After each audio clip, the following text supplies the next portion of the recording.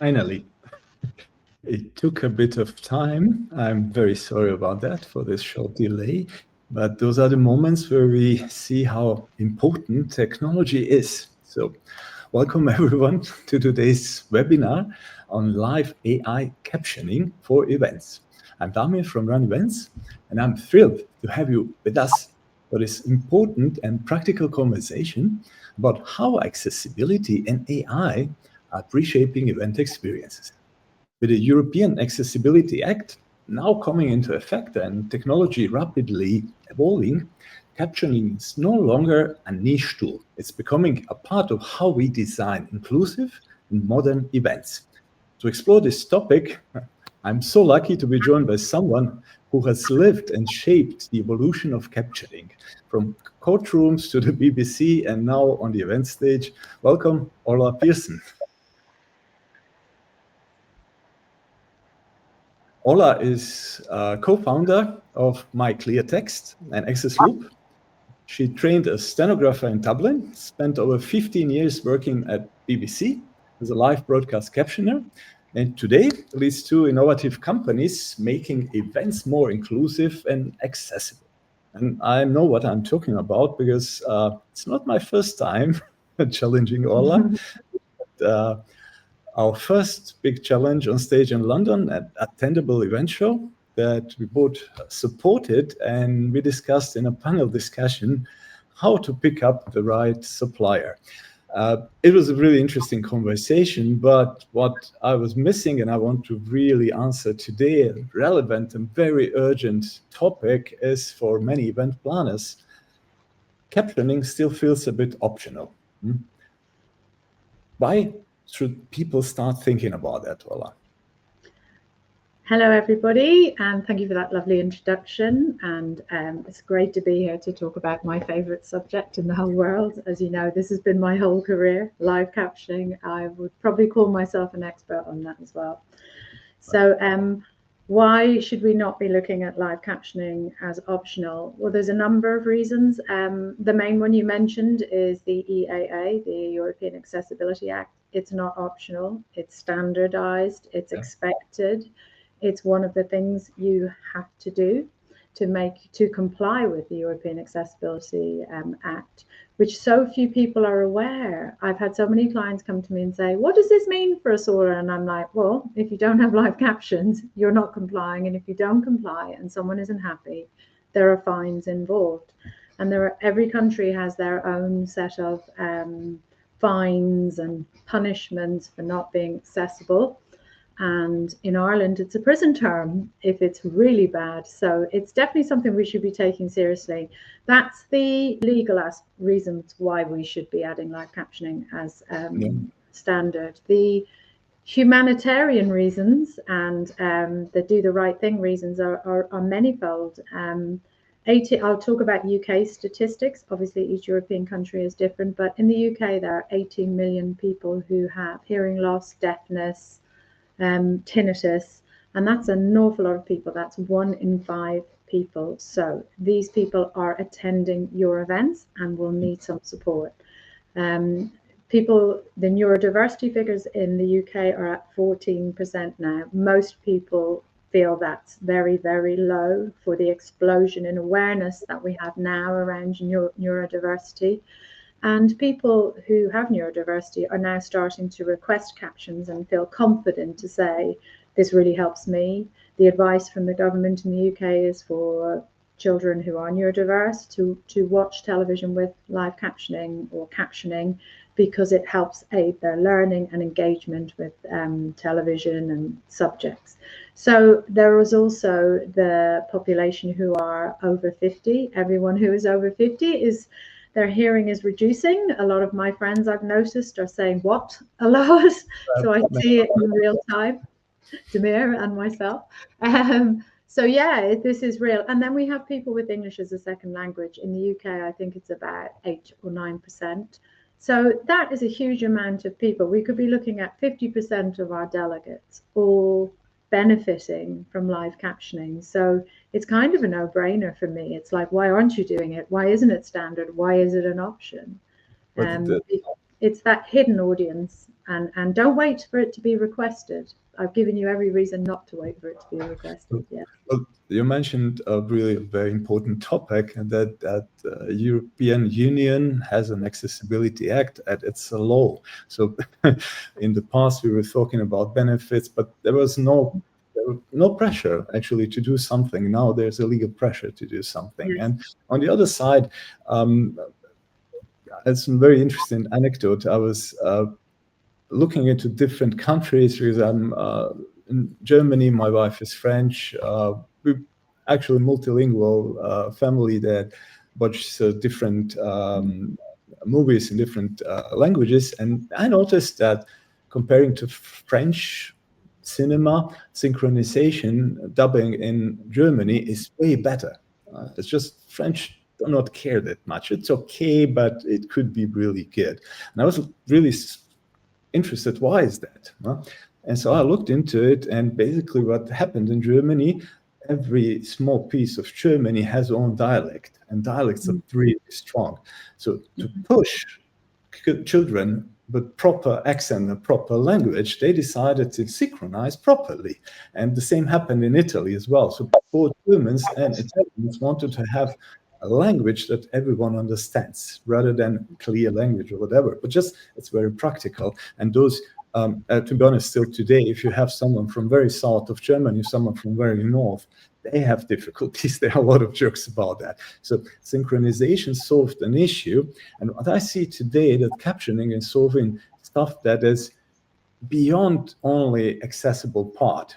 What you said, I also had those numbers back in London. 450 million people live in the European Union. 87 million are having some sort of disability. This is not a small number of people. No, this is a huge, for me, it's a huge market, right? Yes. It's a market for people who are running events. If no one else is making an event accessible, and you are, you now have the edge, right? There is a business case for this. And you should be shouting about it. You should be doing it as best you can, like you're doing everything else with your events. And you should be making it part of your events, not adding it on because somebody might have said they wanted something. And it's a better event experience for everybody when it's accessible. And having captions there, I've never heard anyone complain, put it that way. And well, you can argue that with economical challenges we have today, that perhaps traveling is less and international meetings are less, but at the same time, video calls are becoming even more important because people use it more and more. And if you think about events, we are also moving very strongly into hybrid world where you have physical events, but they're also followed online. And when they're followed online, you automatically have hybrid audiences, means people all around the world, different languages, different cultural aspects. And others see in this case, this what we speak about as pure business opportunity. This is no longer 100% a business opportunity. And people come to it like, oh, I don't want to do it. It's a bit expensive. And I'm like, cut a round of drinks out. You paid for it, right? Cut one set of flowers out. You've probably paid for your captions. You know, there are places that you can pull from that budget. And I would always say, get your budget for accessibility in place at the start, because it's going to appear in all the other budgets. It will pull, each of the budgets should have something for accessibility in it. So because each part of the event needs accessibility. So everyone, for every part of your event should have that, including live captions for sure. Definitely, I mean, I think this attitude towards events and people asking for adjustments like live captioning, we ask people for dietary requirements, don't we, at events? But if we don't get any requests, do we not put out vegan food? Do we not put out vegetarian food? Of course we do. Why? Yeah.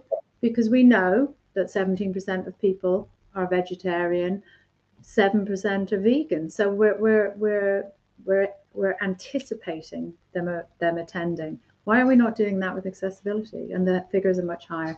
That's always my very common sense argument. Yep. I think I shared this anecdote. This was one of my defining moments. I was giving a speech at a corporate event, and I put a lot of effort into what I was doing there, and they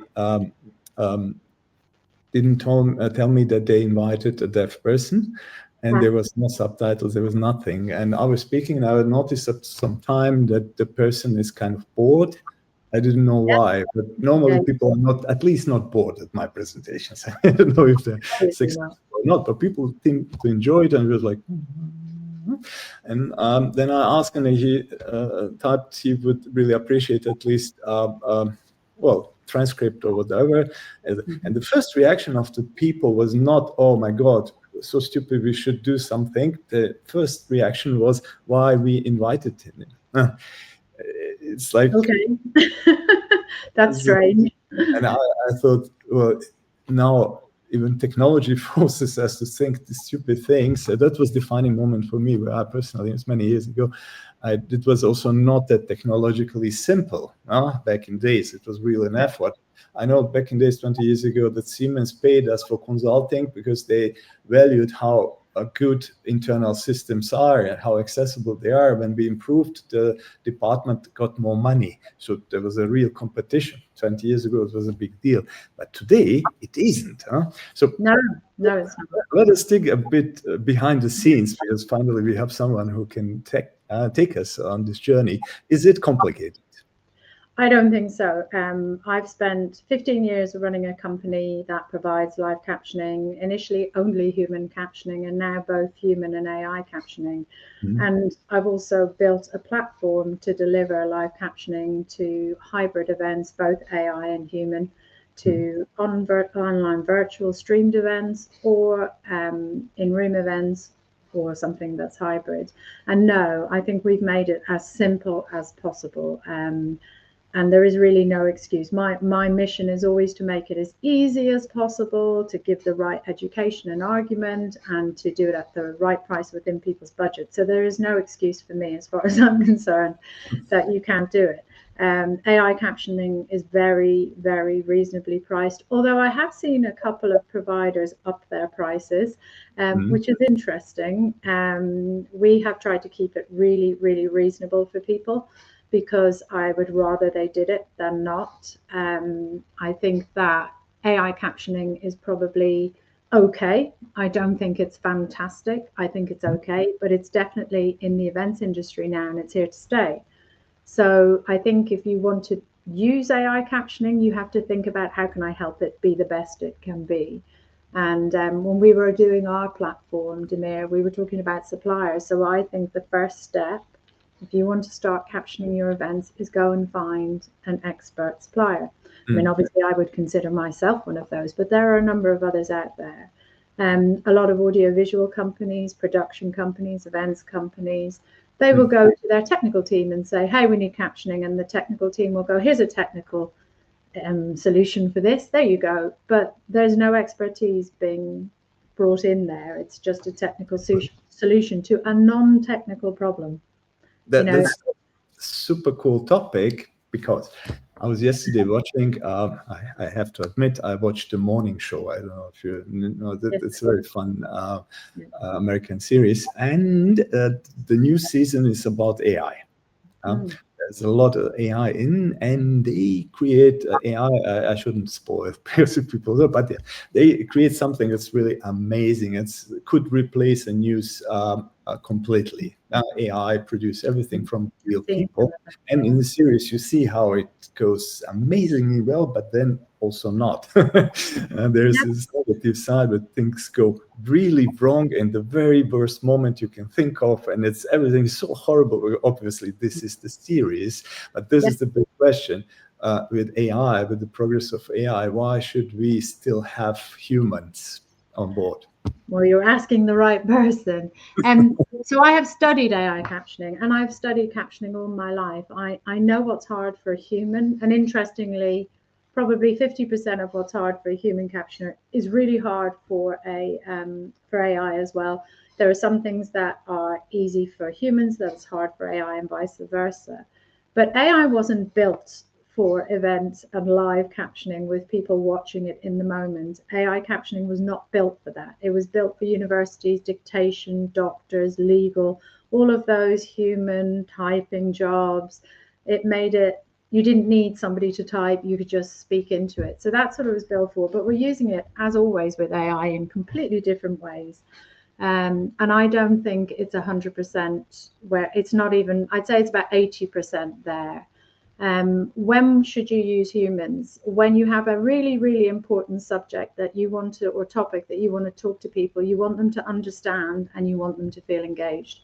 If your CEO is giving his all hands to 12,000 of the companies to announce either profits or losses, you should be using humans, because that's information that you need to get right. Okay, it needs to be exactly right.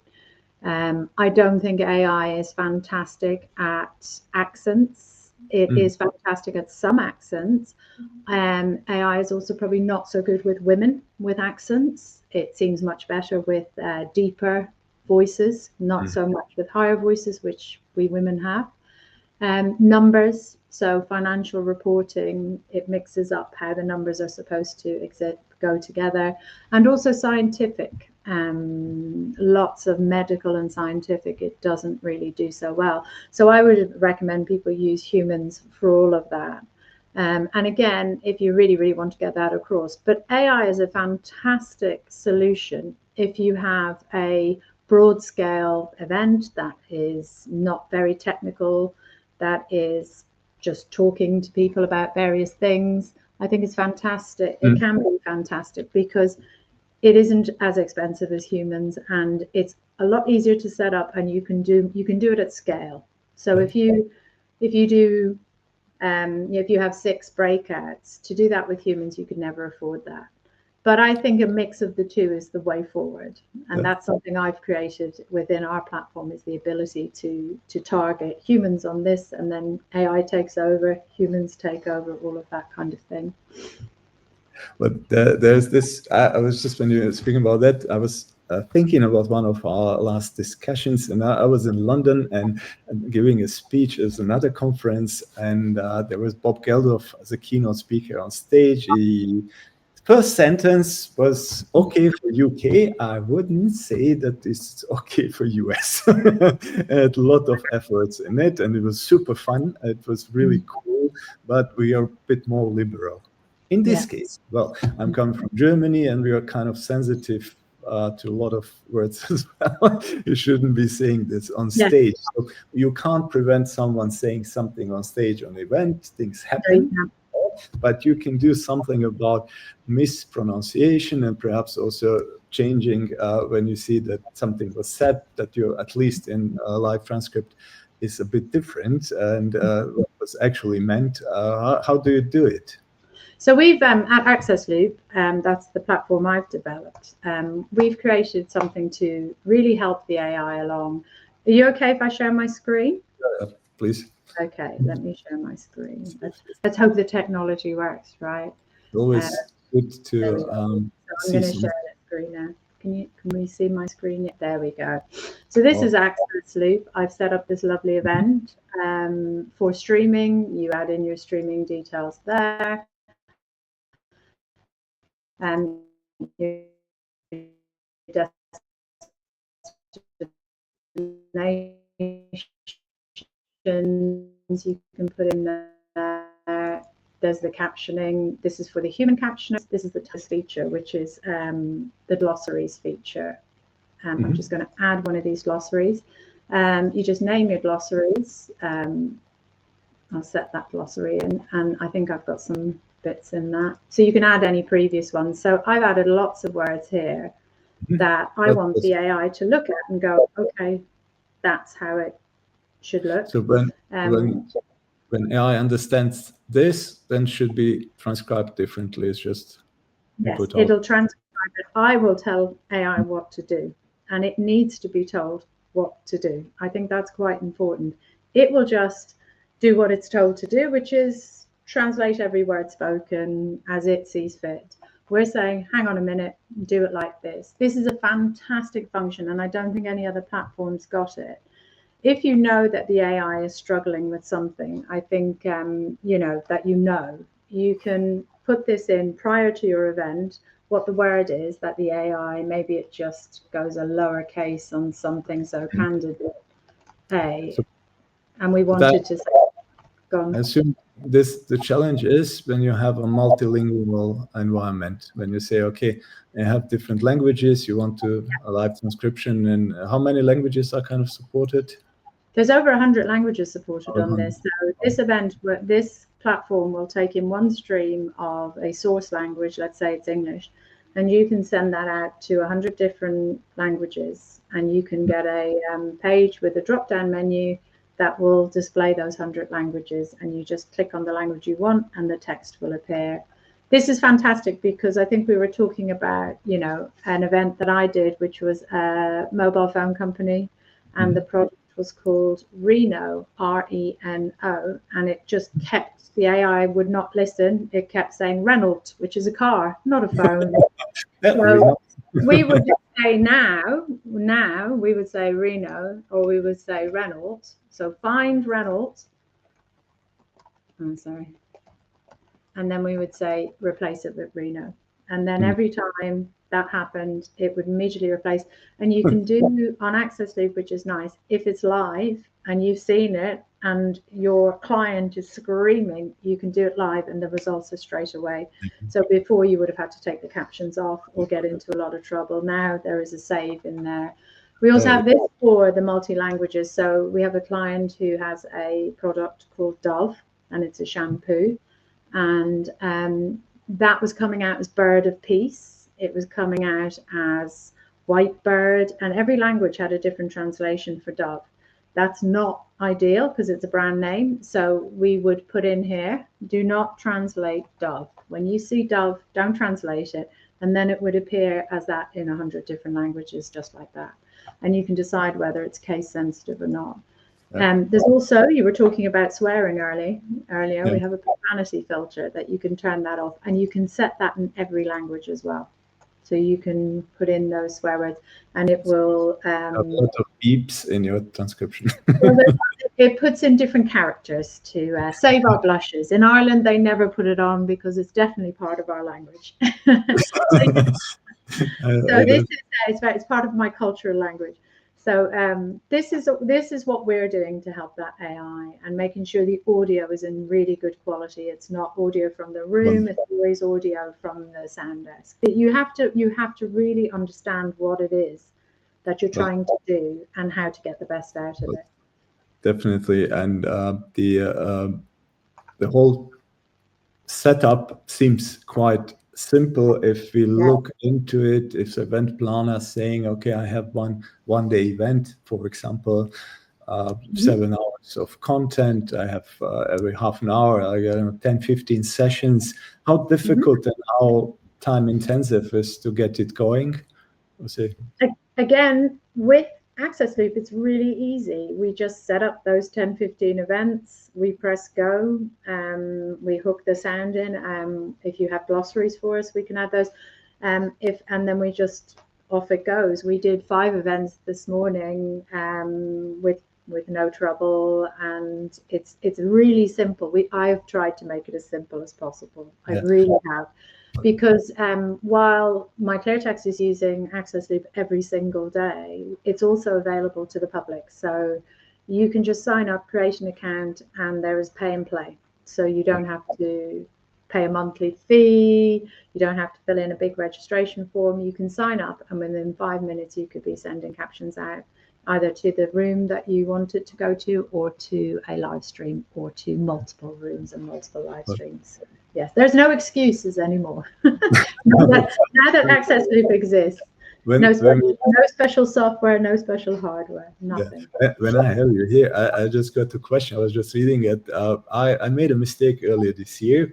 It was a life-changing mistake, but I gave a keynote about my mistakes. I was speaking for an hour about mistakes, because if you only hear about success, you get motivated, but how to replicate success is very difficult. There's so much parameters. But from mistakes, you learn everything. It's actually a good thing.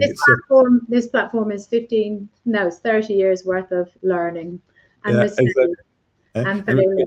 We spoke in London about picking up the right suppliers, but what are the common mistakes planners do when they think now captioning, or I need to work with someone for video, perhaps I should just take my iPhone? And what do you say? What are the common mistakes, or say some hints, what people should think when they're starting with live streaming and captioning? I think do your research, okay? Take some time, do the research, look up the main companies, and then have a set of questions, okay? You know, what's the setup? How do you make the captions as good as possible? What about the names of everybody I work with? What about our brand names? You ask those questions. And if the company cannot answer that, then I would move on. If the company doesn't understand themselves what it is they're trying to deliver, then I would say steer clear. I think steer clear of anyone who doesn't, when they speak to you, ask you questions about your event and ask you, you know, one of the first questions when people come to me, I just say is, what are you trying to achieve?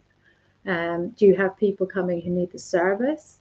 Is it a tick box? It's okay if it is, it's fine. Is it because you've been asked to do it? Is it last minute? Is it because you have a budget set aside? And then I can approach you with the offers that I think might be most suitable for you. One of our biggest offers at the moment that people really seem to love is they come and say, oh, I've only got a few £100. It's an all-day event. And we go through the agenda with them. And we say, what's the most important thing on this agenda? And they'll say, oh, that keynote. And we say, well, how about we use humans on that? And we say, what else is important? And we make sure we fit their budget, but what they're getting is the most accurate captions for their budget, rather than them coming to me, someone else saying, what's your budget? Yeah, we can do AI captions for that. We're getting you the best we can for your budget, and AccessLOOP absolutely allows us to do that. As a captioning company. I mean, I've built it and developed it, but I'm really seeing the power in it now as a captioning company, using it and bringing it into our whole workflow. It's been incredible. And it's very hard to set up on your own and self-fund and do all these things. But I really feel the 30 years of expertise that I have needs to be put into a platform, because I see a lot of platforms where they just don't understand what it is they're trying to do. They have great developers, they have a great idea, but that little kind of nuance and those little things that matter, like in the glossaries, they just have one thing, you add it up. They don't think about what happens after, when it goes wrong in the lives, what can we do? So I'm building solutions for events because I'm doing events every single day. That's my job. My job is to deliver accessibility to events. So I've built something that will do that. I always try to take some notes, and I kind of think what mental notes, and then I say, what is my takeaway? But my takeaway from everything we discussed is that if you do it properly, it is not that complicated. It's also not that time intensive. But if you don't, it could become a major headache. And with today's solution and technologies, we shouldn't go the easy way just because of whatever. Because as I said, the proper way is already here. And I'm quite amazed with everything what is happening right now. But as you see, I'm strategic event ninja, so I always think a few steps ahead, or at least I try. I see a lot of videos now. They are not synchronized anymore because they are even lip synced. So you have a perfect augmentation. So a person is even using their own voice with AI, kind of fitted into, like, I'm sounding like me in English, but my accent is way better. And this is what happens in video. There's a big discussion around that. Does it make sense? Should we just lose or what makes us interesting and unique, just having those perfect AI avatars running around? But this is one direction. The other direction is obviously I see live captioning becoming absolute mainstream, changing from you should have it or why is it not available? But do you see how it will evolve in the next time? Yeah, I think it will become mainstream. I think, you know, like I say, 15 years ago when I started my company, I had to do a much harder sell. And it was people who understood and knew and had a strategy around making things accessible that were or people were requesting. We did a lot of work there. Now it's not about requests, it's just about we need captioning. But I think people are too quick to see it as this AI, as this quick, easy solution, cheap, boom. And I said to you before, we need to be really careful about our attitudes toward accessibility. You know, what other part of your event do you have the attitude of, great, there's an app, let's get it in, boom, I'm done. We don't have that attitude. We spend hours pouring across the registration, the look of the show, the slides, the atmosphere, the goodie bags. So much thought goes into that, so much planning, so much budget. Anything to do with accessibility needs exactly the same type of thinking, budget, and approach. So I think AI captioning is a fantastic addition, but it hasn't solved the problem. It's part of the solution. And working with suppliers like me and other suppliers, reputable suppliers, you can have that solution, but you can have it at its best. And I think that's what we should be giving our delegates, our audiences, people coming to our events who are taking time out of their day. And I think this next generation has an expectation around accessibility, inclusion, diversity. And if they're at an event and they're not seeing that at quality, that will affect your brand. That will affect your audience, everything. And do it right. Everybody's happy. Your brand looks good, fantastic. You know, do it badly. What does that say about you as a brand, that you don't value people who need live captioning or other adjustments? That's what you're saying when you put up something that's not the best it can be. Definitely. That's my final statement, Damir. Yeah. Never is. There's always more to say. No, this was inspiring and full of practical advice.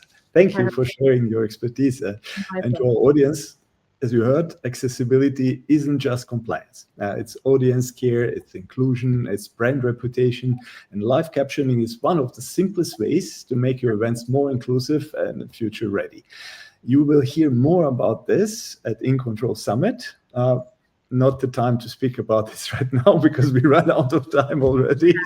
But exactly, that's to hear more, and we both will be speaking at inControl Summit. We will post a few links after. But thank you so much for joining us. Thank you, and looking forward to our next meeting. Me too. Thanks, everybody.